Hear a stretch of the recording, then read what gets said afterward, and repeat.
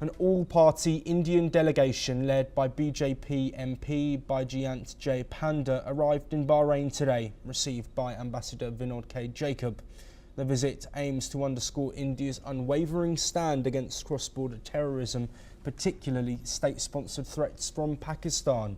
The delegation, including MPs from the BJP and others, will visit Bahrain, Kuwait, Saudi Arabia and Algeria to brief international leaders on the April 22nd Pahalgam terror attack and India's zero-tolerance policy on terrorism.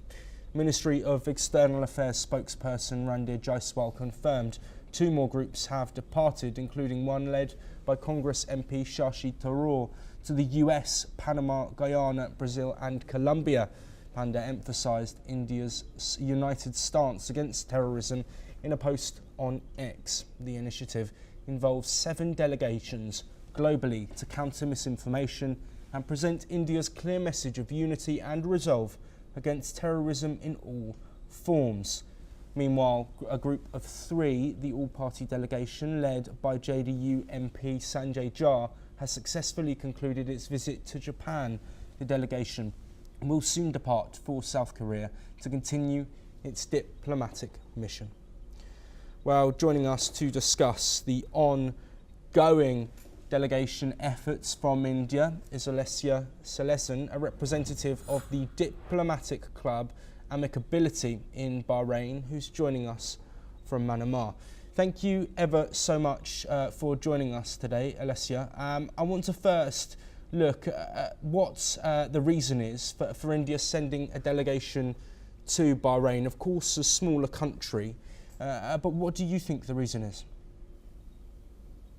Good afternoon, everyone. Yes, so it's just my pleasure and honor to comment on this occasion. Yeah, in fact, Bahrain, as you know, is one of the most religiously diverse countries in the Gulf region.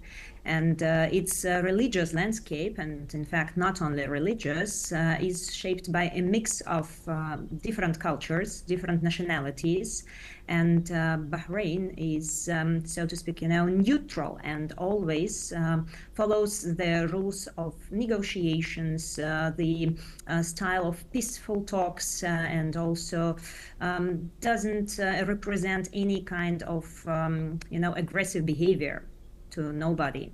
That's why I think it's just one of the main reasons why All Indian delegation has chosen Bahrain for its visit.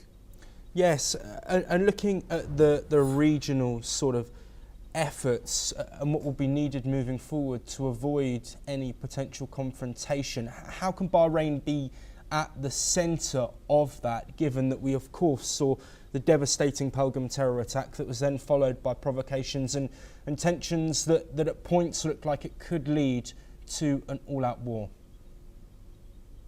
Yeah, sure, it's awful tragic, yes, to all people. But you see, in overall, in our diplomatic club, which I represent, our club is called Amicability. In our club, we do disapprove any kind of cruel or terror measures, tensions.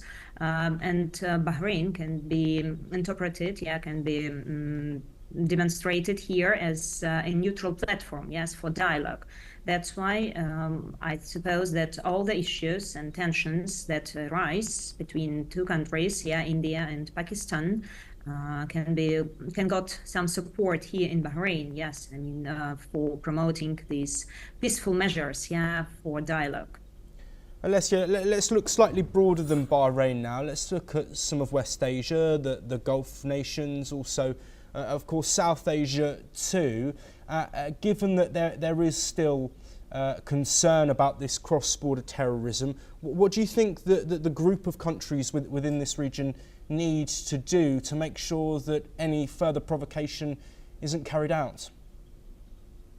So you see, I suppose that Bahrain, as well as other GCC countries, countries in the Gulf, they can be taken as a strategic positioning, yes, and with all this increasing instability in South Asia, including tensions, as already mentioned, yeah, with Pakistan and India, I suppose that they need to solidify, yeah, its relationship with countries such as Bahrain and other countries in GCC to secure support on international platforms, and also together, I mean, unite their efforts, yeah, for future communication and future solution, yes, to this problem and these tensions. Yes, Alessia, to bring an end to our discussion, I do want to look specifically at the conversations that are happening right now with Bahrain. We know they're going to be happening in the United States and other countries, and they've just finished in Japan as well.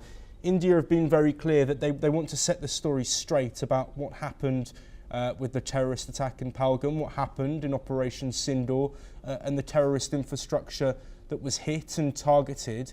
How big of an issue is terrorism to the geopolitical community currently, not just in India, but also elsewhere?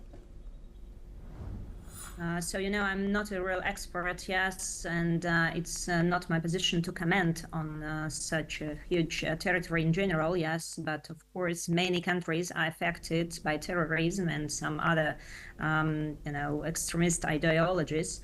But as for the Middle East, as you know, by religion and also by nature, these people are more oriented on peaceful talks, yes, and on a discussion and communication of all problems. That's why I suppose this initiative, yeah, should be taken, yeah, by all countries. Alessia Selezan, apologies for putting you on the spot there with that question. Thank you very much for your insights and your expertise. We will, of course, be across all of the developments as those diplomatic conversations happen with the all-party delegations. We move on now, though, and the